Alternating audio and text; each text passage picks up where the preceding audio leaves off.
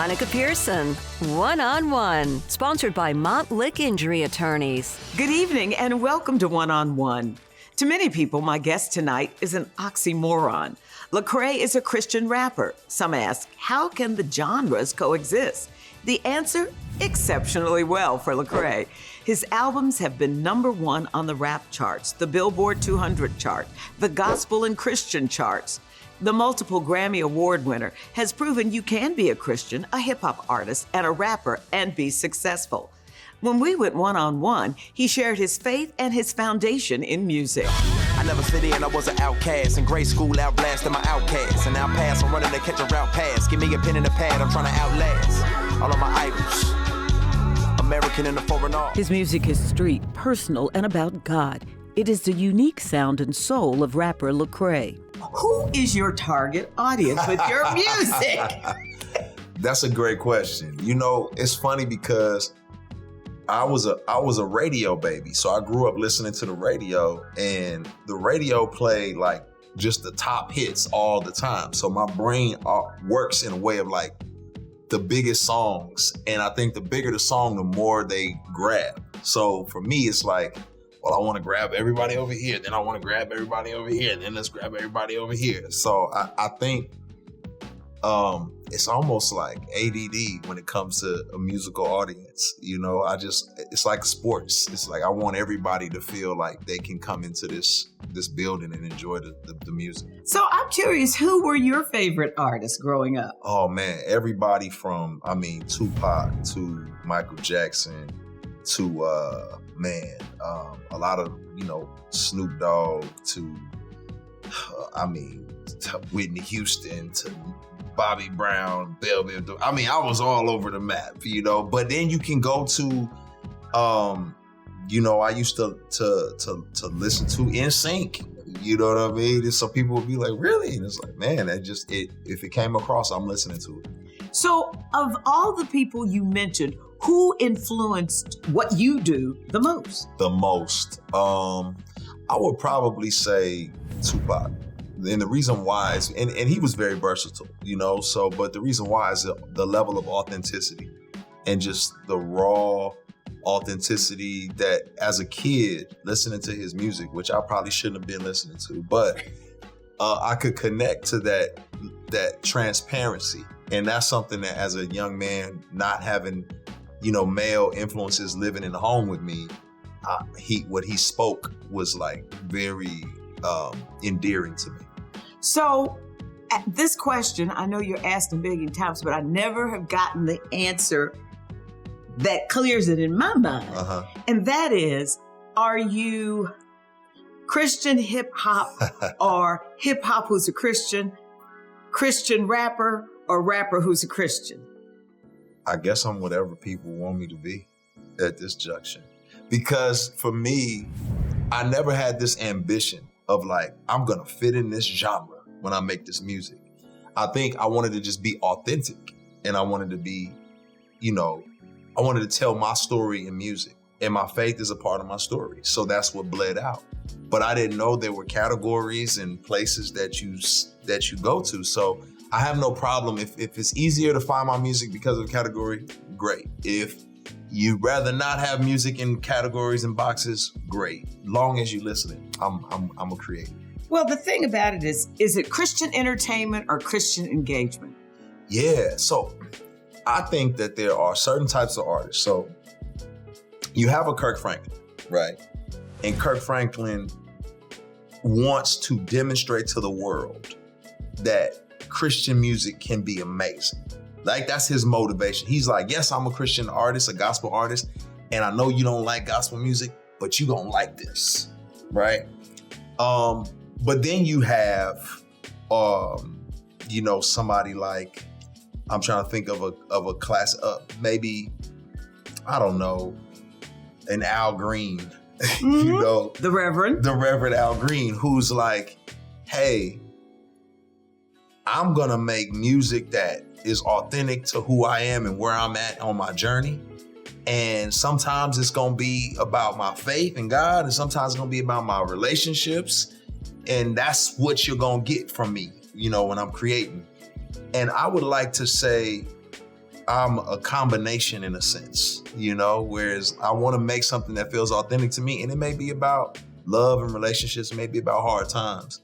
But then I also want to talk about God and talk about my faith. And I know people are going to be like, rapping about God, that sounds kind of corny.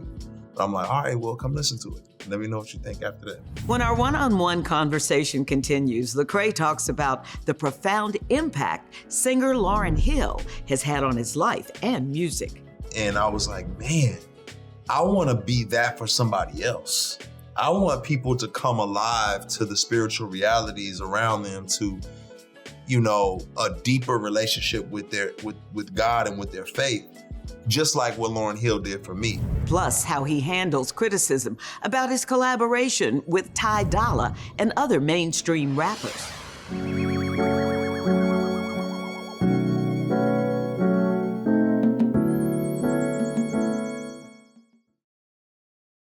Lecrae and his music have struck a chord with millions of people. Just look at his social media. 1.5 million followers on X, formerly Twitter, 2.3 million on Facebook and Instagram, and almost 1 million between TikTok and Threads. His YouTube channel has 1.33 million subscribers. He's an influencer. Well, that was one of the things that when I was listening to your music, I also under YouTube was looking at people's comments. Yeah. And there were so many people saying, had I heard this earlier in my life, I would have examined faith sooner. Wow. So when you talk about your music influencing, what are you hoping people will get from it? Yeah, that's a great question. I just knew that when I was growing up, one particular artist was Lauryn Hill.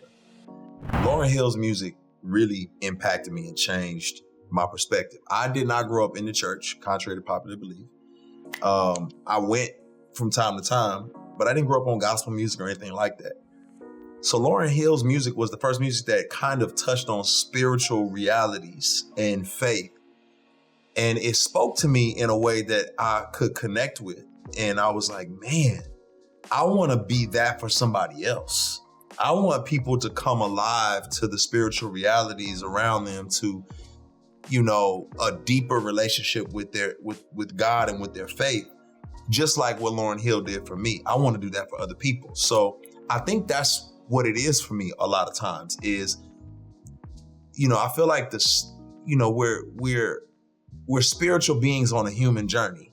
And the deepest, most intimate, most significant aspect of who we are is the spiritual component of us. And if I can walk with somebody in that realm, even for a minute, I'm honored and I'm grateful.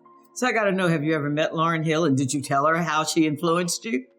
Okay, one of the best, worst meetings of my life. Explain. Okay, so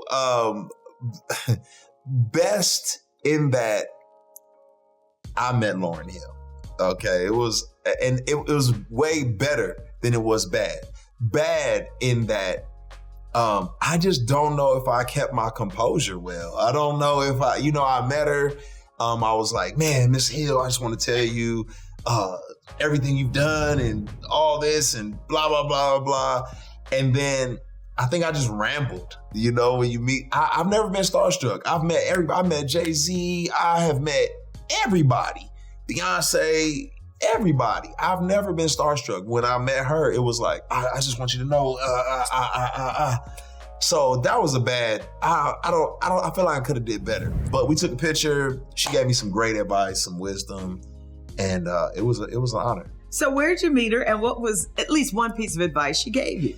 So I had an event in Toronto. It was a festival. She headlined, and I got to be a part of that festival.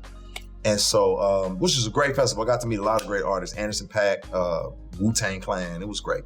And then, of course, Miss Lauryn Hill was there. And so, I had talked to kind of my manager. He talked to her manager and said, yeah, we'll set up a meeting. And before she went on stage, which took a while. I know she's notorious for taking a while. It took a while to get on stage, but before she went on stage, I went back and got to talk to her.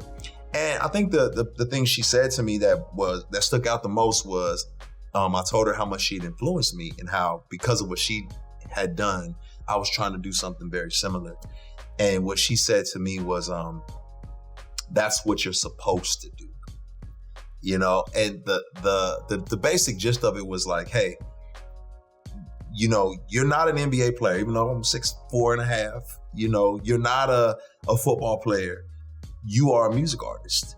And this is what you're supposed to do. Inspire people, create music to inspire them to be the best version of themselves. And so I was like, well, that's it. I'm done. I'm good. So how do you handle the criticism from people who say to you, why did you do a song with Tada?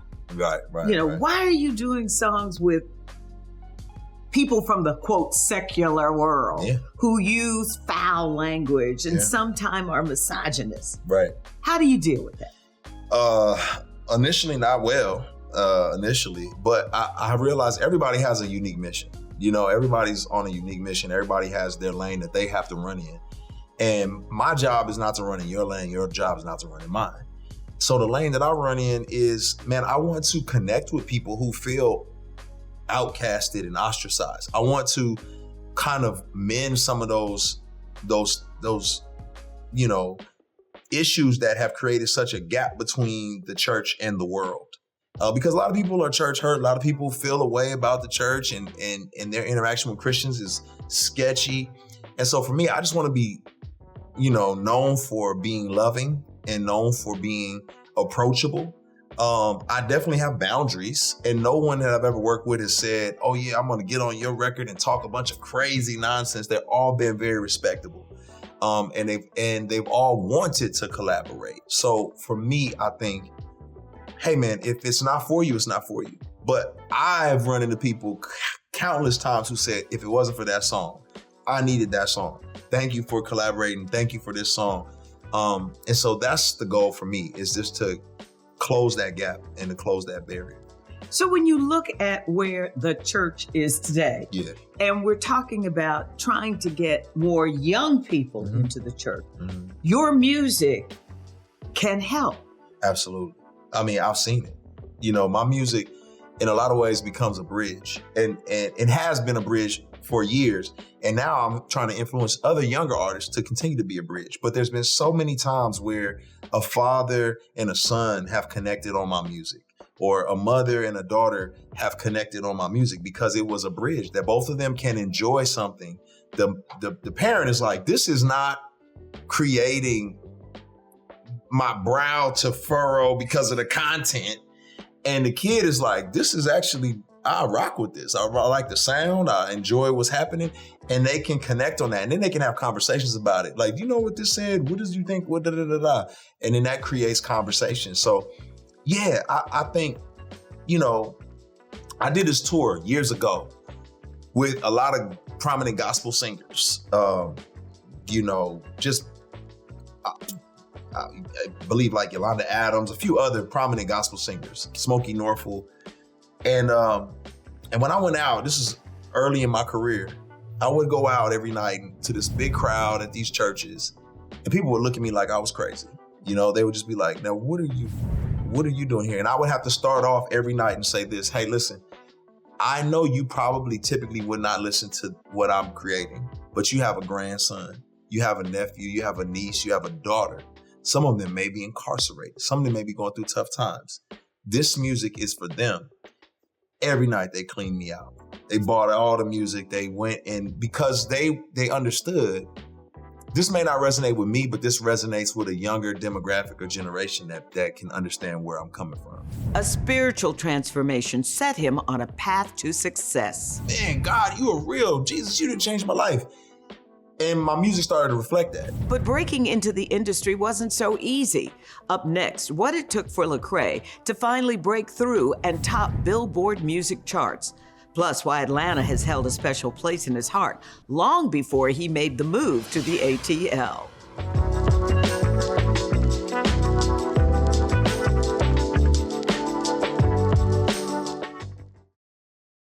Lecrae was born in Houston, Texas, lived in Denver and San Diego, dabbled in women, drugs, and alcohol, and managed to earn a theater scholarship to the University of North Texas. but he didn't stay there. So then I transferred schools to another school where I can do music. In Middle Tennessee. Middle Tennessee State. Right. So, because they had this production program. So I'm sitting I don't know what had happened to me, but I'm in the nurse's office for some reason. And she asked me, so what do you want to do? And I told her, man, I want to be, a big producer like Pharrell or, just a big time producer, record executive. And she's like, do you think they're looking for degrees in your industry? And I was like, actually, no, I don't. She's like, yeah, baby, I think you might want to change your major to something that's going to help you in the future. And I was like, man. So then I went back to Texas to go back to school in Texas because I was like, I'm out here trying to pursue, and this is not the route. Did an internship with Def Jam, learned a lot through that process, and majored in sociology because I was like, well, I know I'm going to do music. So let me just do something I enjoy. And I love learning because it worked in marketing. You know what I mean? And so learning, understanding people, and it worked, and did marketing and sociology and got up out of it. Now, we know that your album, Anomaly, it was number one on Billboard 200. Yep. And we're not talking about contemporary gospel. That's right. We're not talking about gospel. That's We're not talking about rap. We are talking about the big kahuna. That's right. That's it. Yeah. So the question for me becomes, since you said you also interned at Def Jam, why didn't you take the other route? Why didn't I take the other route? You know what's funny is I started making music in my dorm room. And I was, running around in the streets doing all kinds of other stuff as well. And had this spiritual transformation where I was like, man, God, you are real. Jesus, you didn't change my life. And my music started to reflect that. Now, it was not like, get out your Bibles, open the book. It wasn't that type of music, so it still was edgy because I was talking about my real life and the things that I've been through. And so when I went to shop my music to like the mainstream big labels, the rap labels or whatever, they said, oh, this is too Christian. And you should take this to the gospel label. And I was like, I don't know okay. So bam, I sent my music over to the Christian labels. They said, this is too mainstream. You should go try the rap labels. And so I was like, oh, nobody wants me. I don't have a home. And so for me, I knew I wasn't gonna rap about the same things that they were rapping about because I already had a picture in my mind. It's Lauryn Hill. I'm not gonna get out there talking about guns and shooting people and selling drugs and all those types of things. I had done that. That was the old me. The new me wanted to talk about the pain of that lifestyle and how I was different, and how transformation had happened. But it was still a little edgy. And I just realized I was gonna have to sell this out the trunk of my car. And living in Texas and being from Houston, I'd already seen that happen a million times. Many of the rappers in Houston, that's all they did was sell music out the trunk of their car. So it wasn't a strange format to me. It was like, oh, easy. I'll just hit hand to hand. So when you made it big, you were shocked. You know what? It just all happened. So it just like step by step by step. True story. My first CD, I was at the University of North Texas, and I had a ton of friends there, and I was a part of this college ministry. So I made the CD. The CD, I take it up to this store outside of campus, and I said, hey, would y'all sell my CDs? And they said, we'll take one and see what happens. So I give them one. I send my friends up there. They go buy that one CD. And then I go back up there and say, hey, any luck? They say, yeah, we sold it. You got any more? I say, yeah, I got a whole box. They said, we'll take 5. So I give them 5, send 5 friends up there. Bam, 5 CDs gone. I go back up there later, I say, hey, what's the word? They said, man, those were gone so fast. We'll take a box of 25. Give them a box of 25. Now, little do they know, I got about 150 friends. So I send them up there. Those CDs get wiped out. What they end up doing is calling the corporate headquarters and saying, man, this kid is selling out regularly. We got to put it everywhere. The good news is that the music was really good. And it was unparalleled and unheard of. So when they started putting the music in the different shops around the country, as soon as somebody would hear it, the word would spread and they say, you gotta go get this. And then that would get bought up and then that would get bought up. And now I'm doing concerts and doing shows and more. So it was this gradual build. And that culminated in the #1 album. But I was there watching it the whole time. It's like watching popcorn in the microwave. You just, oh, it's happening. Look at this. It's happening. It wasn't like all of a sudden, look what we have. It was like I'm watching every little thing happen. Atlanta is home for Lecrae, but this Texas native shares with me why the city has held a special place in his heart long before he moved here. And later, he talks marriage, kids, and the importance of family. I had the #1 album. I won all these Grammys. But at the end of the day, I'm still the only father my kids will ever have. I'm the only husband this woman's ever gonna have.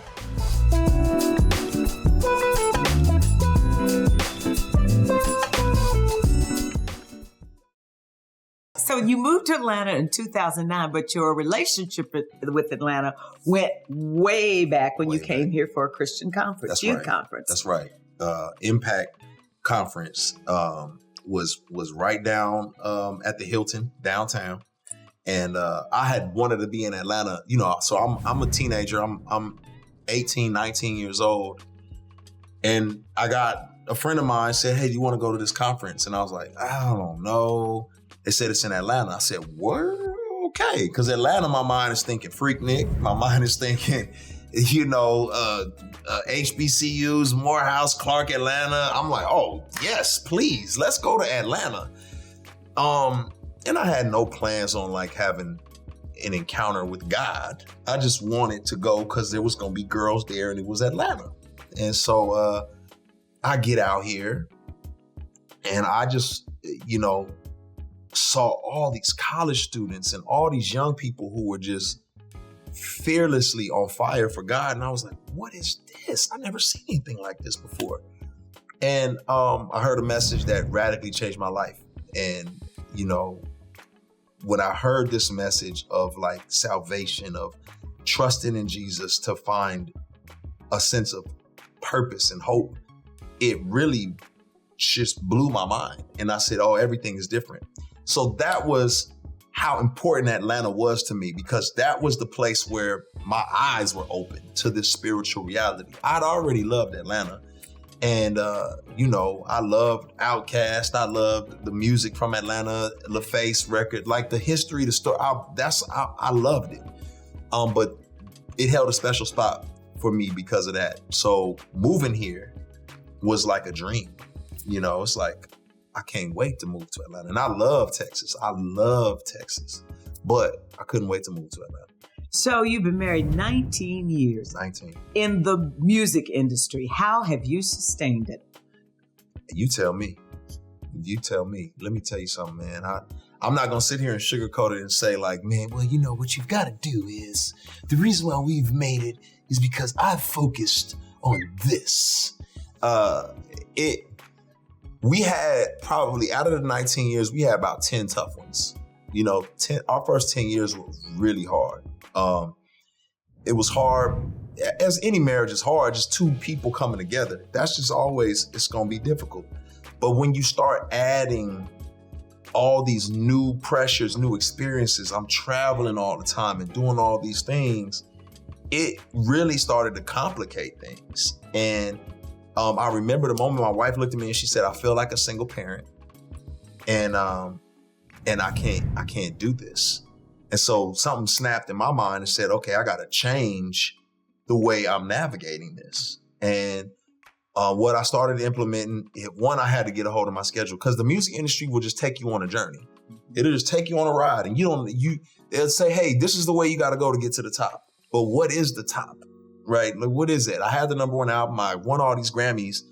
But at the end of the day, I'm still the only father my kids will ever have. I'm the only husband this woman's ever gonna have. Well, hopefully, unless something happened to me.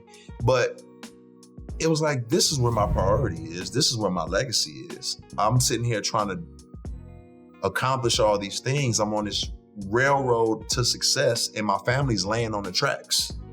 And so I had to just snap out of that reality and reel it back.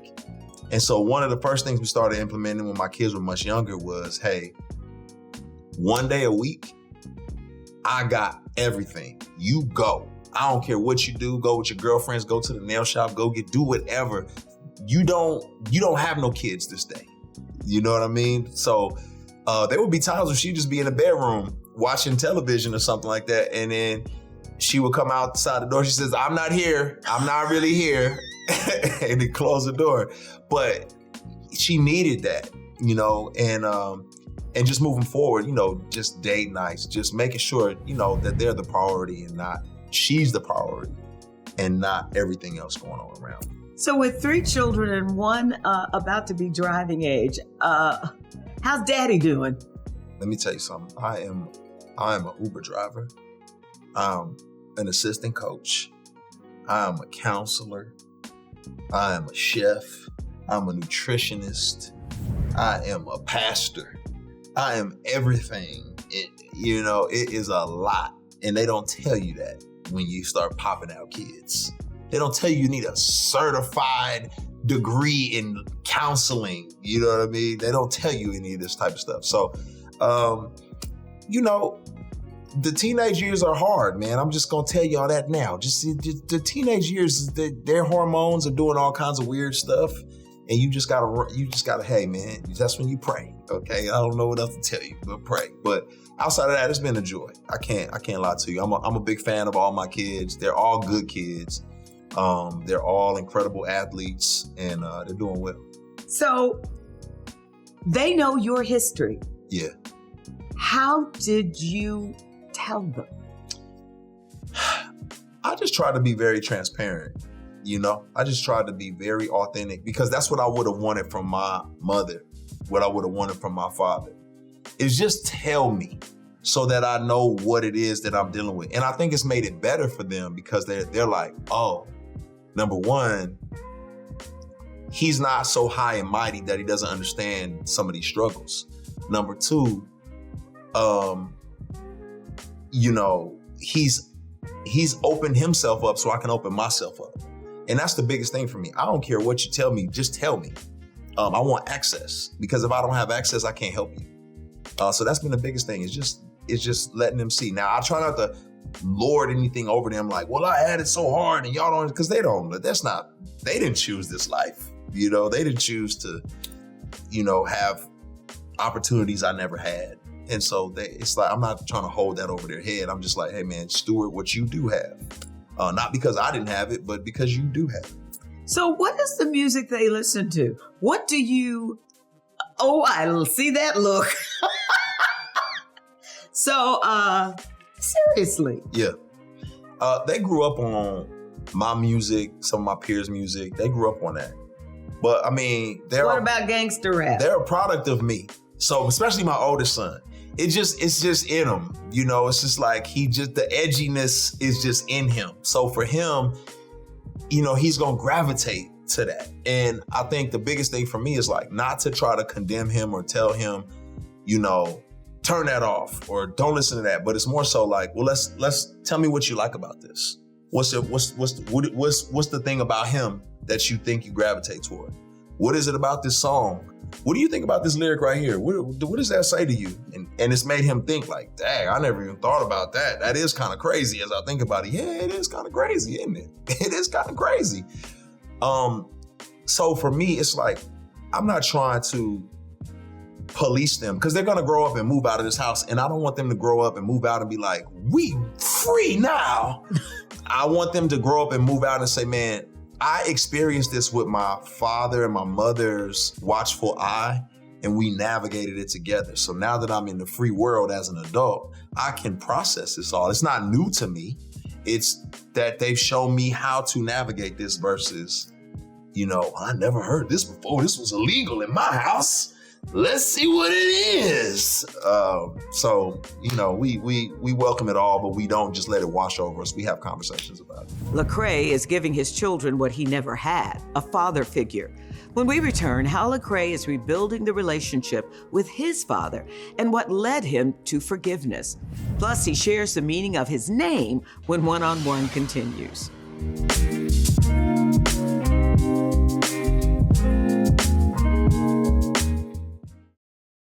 Lecrae cherishes his relationship with his children. He is to them what he wished his father had been for him. But he also decided it was time to forgive his father and to mend the relationship. How did you do it, and what brought you to that point? I didn't grow up with my father, my biological father. My father was he had tons of issues, grew up in LA, ran with the Crips and gangs, and was, tried to get himself together as best he could. And just the streets kind of took him under, and he wasn't able to be the man that I think he would have wanted to be. And because of that, he was not in my life, for all of my life. And I hadn't had a conversation with this man. So, it wasn't until 2020 when I was able to have a conversation and sit down and talk to this man. And the way it happened was I found out where he was living. He was in Southern California. I went and reached out and said, hey, do you think, we can sit down and have a conversation? And he was open to it.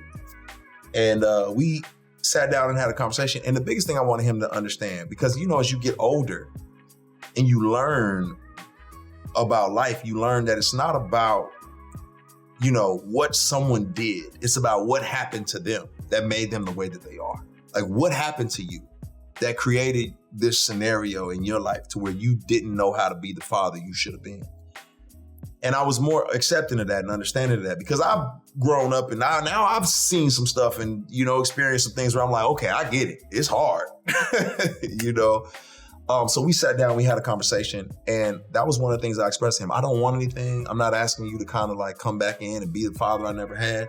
I'm asking for us to be cordial, to be able to connect, to be able to have conversations.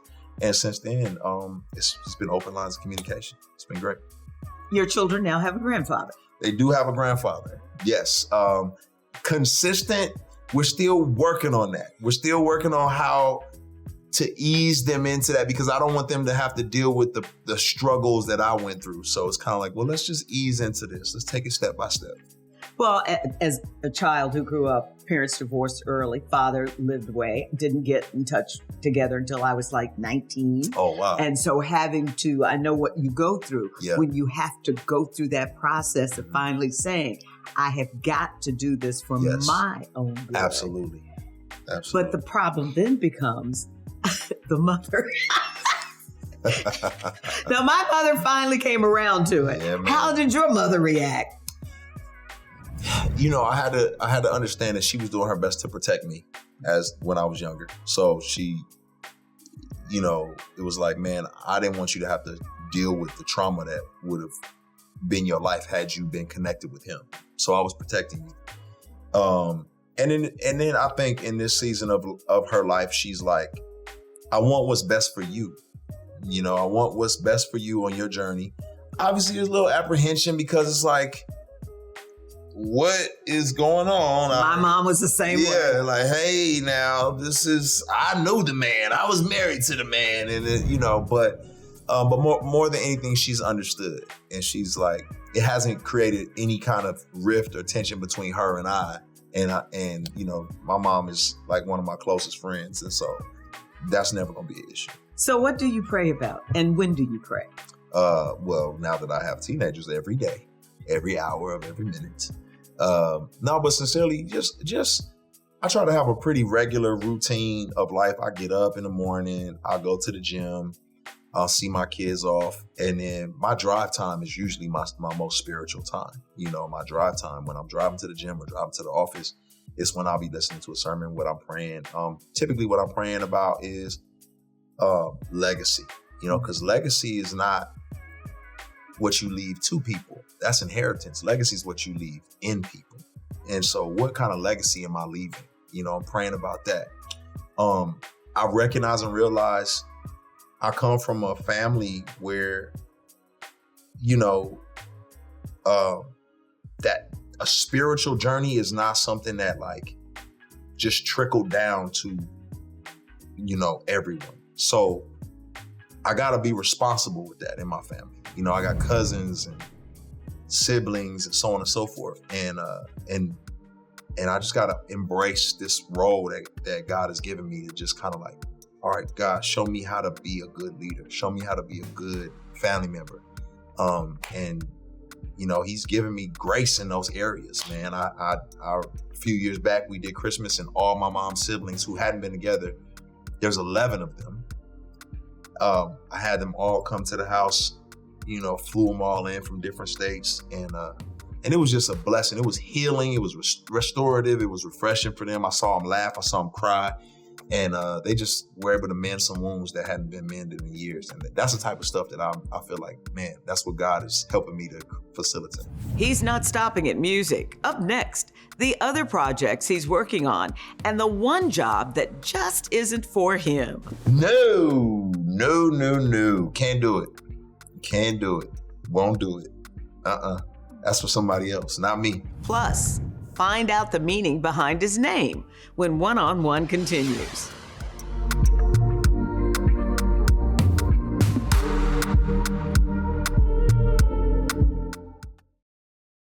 Lecrae is busy with family and career. In addition to making music, he's an author. One of his books, Unashamed, a memoir, was on the New York Times bestsellers list. He's also written Set Me Free and I Am Restored, How I Lost My Religion But Found My Faith. Now he is doing a podcast, The Deep End with Lecrae. It's on Spotify and Apple, and at times, it's controversial. But no, let's talk about the chaos. Let's talk a little bit about the chaos that I grew up in. Oh, come on, let's talk about it. Let's be real, because you know what? Because I was a mess outside, but it was a lot of mess inside. It was a lot of mess inside, and Okay. that was my fault. My fault for that mess, because I saw the mess coming. So where is God taking you with your music now? Because let's be honest, the 18, the 20, the 30-year-old Lecrae is different from the 45-year-old, soon-to-be 45-year-old Lecrae. What is the goal of your music, and how is the Spirit moving you now? I think it's twofold. So one is, I think, remain relevant to keep the door open for a younger generation, right? So I'm not after any goals. I'm not after any accolades. I'm just trying to keep this door open so that my younger artists that I mentor, that I support, can come through. Hey, I got this opportunity y'all may not have had, but you got the talent and you got those young ears that are listening. Come in here. Let me get you in here. The other part is, you know, we live in a time period where specifically like the younger generation, Gen Z and whatnot, they really believe the internet is an endless source of wisdom. And knowing is not growing, right? Experience is one of life's best teachers. And what I do have is real experience. So I can articulate that in the music. I can tell them about these realities, because you can't just see it and say, oh, I saw it. That's it. You need someone to tell you, hey, let me. You can watch 1 million videos on driving. It's way different than getting behind that wheel. It's night and day different. So it's just me trying to help them understand that through the music, through the experiences that I've had. Yeah, R.I.P. to Mega Evers, R.I.P. to Dr. Kane. I ain't trying to hate on my own kind, but Al and Jesse don't speak for me. I'm probably gonna catch some flack, man, but I'ma swallow this pill like Pac-Man. Some of these folks won't tell the truth, too busy trying to get them racks, man. Do you see yourself as a pastor? No. Can't do it. Can't do it. Won't do it. That's for somebody else, not me. I respect that role. That's a heavy burden to carry, and that's a lot. You know, it's just a lot to carry. It's a lot of administration. It's a lot of preparation and guiding. And I definitely like mentoring, like helping, like guiding, but I couldn't imagine being that for hundreds, maybe thousands of people. That's just scary to my brain. So who is your pastor? My pastor is Pastor Lee Jenkins, Eagles Nest Church up in Roswell. And he's great. You know, he owns that mantle, and he always pulls me in, always asks for my insight and then gives me insight. So everywhere I'm going, he's been in terms of like family and age and what to expect. Everything from the little things to like, hey, this is what you need to expect dealing with your kids, to like, hey, you need to start stretching. You know what I mean? So just all those particular things. But yeah, I like, now I could see myself doing like something like working in prisons or something along those lines. I tend to gravitate toward the people who feel a little more like they don't have a chance or they don't have value and worth. I want to help them see, nah, you do. What does the name Lecrae mean? Your guess is as good as mine. My mom just put some stuff together, and the story I get is I got an uncle whose middle name is Lecrae. I got another uncle on my dad's side, and I can't remember what his name is. Maybe it's Craig, but I don't think that's correct. And they were trying to blend them together, but my dad had this thing where he was like, I want all my kids to be distinct and original. So he gave us all these like names that are just random. And so mine is the most, like my brother and my sister's name, they sound like regular names. They're spelled crazy. Jerron and Keandra. Those sound like regular names. They're spelled crazy because he wanted everybody to say they're unique. But for me, it was like, oh, you're going to get the uniquest of the unique. And here we are with Lecrae. And Lecrae is unique. I'll take it. It worked. I hated it as a kid. You get tired of getting made fun of for your name. You know what I'm saying? They call you everything. LaCrawfish, LaCrap, LaCrazy, La something. You're going to get all of those. So. But your music has literally changed a generation. And I am blown away every time I stand back and see what has taken place. Yeah. One on One is in its 4th year. Former Atlanta Mayor and Ambassador Andrew Young was the first guest of over 70 guests, some famous, some infamous, and some you needed to know. Here's an update on what's happened with a few of them, beginning with singer Dolly Parton.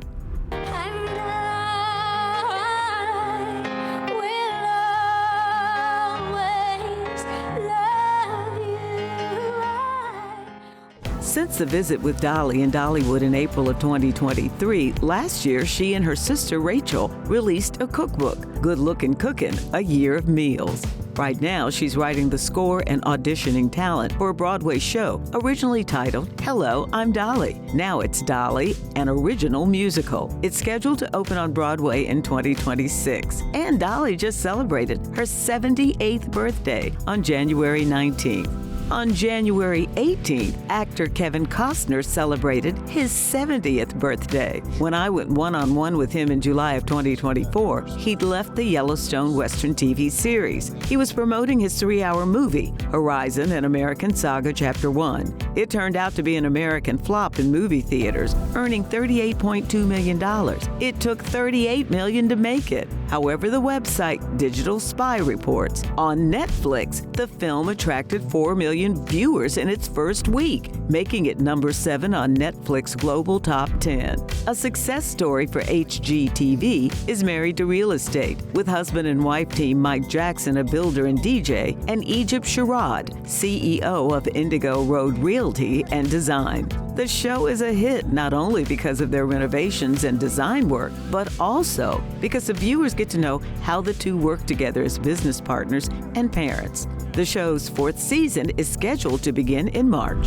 In September of 2022, I went one-on-one with Ryan Cameron of radio station Magic 107.5, 97.5. He'd taken a few hits, including being dropped after 17 years as the Hawks' on-court announcer. He's rebounded now with being one of the hosts of a national TV show, Truth Talks on Fox Soul. He's the public announcer for Georgia Tech football, the voice of Hartsfield-Jackson International Airport, and he's remarried.